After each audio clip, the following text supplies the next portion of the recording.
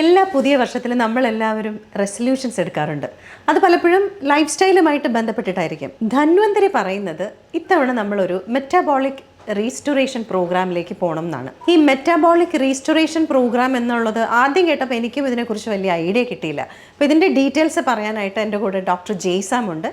ഡോക്ടറെ, എനിക്കും ഈ ആദ്യം മെറ്റാബോളിക് റീസ്റ്റോറേഷൻ എന്നൊക്കെ കേട്ടപ്പോൾ എനിക്കും ഒരു സംശയം വന്നത് എന്താണ് ഈ പ്രോഗ്രാം എന്നുള്ളത്. അപ്പോൾ നമ്മുടെ പ്രേക്ഷകർക്ക് വേണ്ടിയിട്ട് അതൊന്ന് പറഞ്ഞു കൊടുക്കണം. തീർച്ചയായും. മെറ്റബോളിസം എന്ന് പറയുന്നത് നമ്മുടെ ബോഡിയിൽ നടക്കുന്ന കെമിക്കൽ ആക്ഷൻസ് ആണ്, അതല്ലെങ്കിൽ നമ്മളുടെ എനർജി കൺവേർഷനുമായിട്ട് റിലേറ്റഡ് ആയിട്ടിരിക്കുന്ന ഒരു പ്രോസസ്സിൻ്റെ പേരാണ് മെറ്റബോളിസം എന്ന് പറയുന്നത്.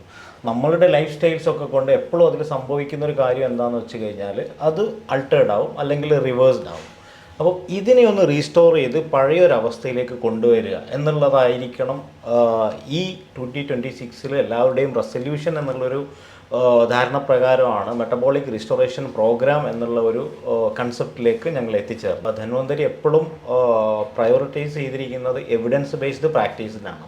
അപ്പം അതിനോടനുബന്ധിച്ചിട്ട് തന്നെ ബ്ലൈൻഡ്ലി ഒരു ട്രീറ്റ്മെൻറ്റ് അല്ലെങ്കിൽ മെഡിസിൻസ് പ്രൊവൈഡ് ചെയ്യുക എന്നുള്ളതല്ലാതെ മെറ്റബോളിക് പാനൽ ബ്ലഡ് ടെസ്റ്റിലൂടെ അത് കണ്ടെത്തിയിട്ട് എന്താണ് എവിടെയാണ് അയാൾക്ക് പ്രശ്നം എന്നുള്ളത് എന്ന് കണ്ടെത്തിയിട്ട് നമ്മൾ അതിനനുസരിച്ചുള്ള ട്രീറ്റ്മെൻറ്റുകൾ ചെയ്യുക എന്നുള്ളതാണ് പാക്കേജിൻ്റെ പിന്നിൽ പ്രധാനപ്പെട്ട കാരണം. ഇപ്പോൾ ഡോക്ടർ, ഇപ്പം നമുക്ക് ഒരാളെ കണ്ടു കഴിഞ്ഞാൽ അറിയില്ലല്ലോ മെറ്റബോളിക് എറേഴ്സ് എന്തൊക്കെയാണെന്നുള്ളത്. അപ്പം അത് എങ്ങനെ കണ്ടുപിടിക്കും? ഈ മെറ്റബോളിക് എറർ ഉള്ള ഒരാളിൽ എപ്പോഴും കണ്ടുവരുന്ന കുറച്ച് സിംറ്റംസ് ഉണ്ട്.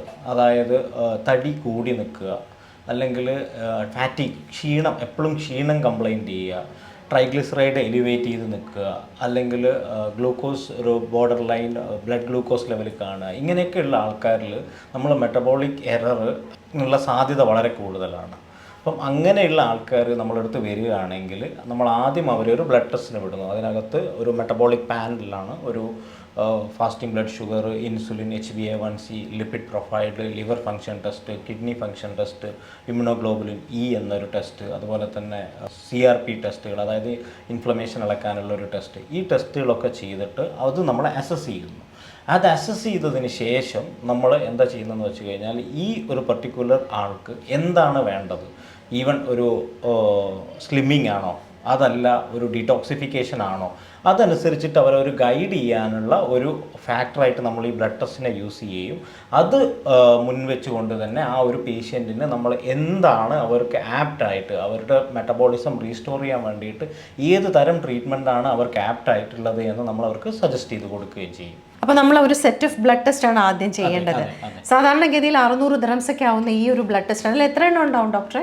ഒരു 20 പാരാമീറ്റേഴ്സോളം. അതിൽ നമ്മുടെ ലിവർ ടെസ്റ്റ്, കിഡ്നി ഫംഗ്ഷൻ, അല്ലേ, എല്ലാ ടെസ്റ്റുകളും ഉണ്ട്. അതായത് മെറ്റബോളിസം അസസ് ചെയ്യാനുള്ള എല്ലാവിധ ടെസ്റ്റുകളും ഇൻക്ലൂഡ് ചെയ്തിരിക്കുന്ന ഒരു പാക്കേജാണ്. അതിനകത്ത് TSH, അതെന്തായത് തൈറോയ്ഡ് സ്റ്റിമുലേറ്റിംഗ് ഹോർമോണെ ടെസ്റ്റ് ചെയ്യുന്നതാണ്. അപ്പം തൈറോയിഡിന്റെ അളവിനെയൊക്കെ നമുക്ക് അറിയാൻ പറ്റും. ഇതൊക്കെ മെറ്റബോളിക് പ്രശ്നങ്ങളാണ് അല്ലേ, ആൾക്ക് ബന്ധപ്പെട്ട് കിടക്കുന്ന ചില പാരാമീറ്റേഴ്സ് ആണ് ഇതൊക്കെ. അപ്പോൾ ഇതൊക്കെ അസസ് ചെയ്യാൻ നമുക്ക് ഇതിലൂടെ സാധിക്കും. ഞാൻ പറഞ്ഞു വന്നത് സാധാരണഗതിയിൽ 600 dirhams ഒക്കെ ആവുന്ന ഈ ഒരു സെറ്റ് ഓഫ് ബ്ലഡ് ടെസ്റ്റിന് ഇപ്പോൾ 175 dirhamsനാണ് ധന്വന്തരി കൊടുക്കുന്നത്. അപ്പോൾ ഈ ടെസ്റ്റുകളൊക്കെ ചെയ്ത് കഴിഞ്ഞാൽ ഓരോരുത്തരുടെയും വ്യത്യസ്തമായിരിക്കുമല്ലോ ട്രീറ്റ്മെൻറ്റും കാര്യങ്ങളൊക്കെ വരുന്നത്. അപ്പോൾ അങ്ങനെയുള്ള ട്രീറ്റ്മെൻറ്റ് അത് ചിലപ്പോൾ സ്ലിമ്മിങ് ആയിരിക്കാം, ചിലപ്പോൾ പഞ്ചകർമ്മ ആയിരിക്കാം, ഡിപ്പെൻസ്. അപ്പോൾ അങ്ങനെയുള്ള ട്രീറ്റ്മെൻറ്റുകൾക്കെല്ലാം ഇപ്പം ഹെവി ഡിസ്കൗണ്ട് ആണ് ഇവിടെ കൊടുക്കുന്നത്. അത് കുറച്ച് ദിവസത്തേക്കുള്ളൂ. ജനുവരി 10 മുമ്പ് നിങ്ങൾ ബുക്ക് ചെയ്താൽ മാത്രമേ ഈ പറഞ്ഞ ഡിസ്കൗണ്ട്സ് ഒക്കെ ആപ്ലിക്കബിൾ ആവുള്ളൂ. അപ്പോൾ നിങ്ങൾക്ക് എഴുതി കാണിക്കുന്ന നമ്പറിൽ വിളിച്ചാൽ ഡോക്ടറുമായിട്ട് നേരിട്ട് സംസാരിക്കാം.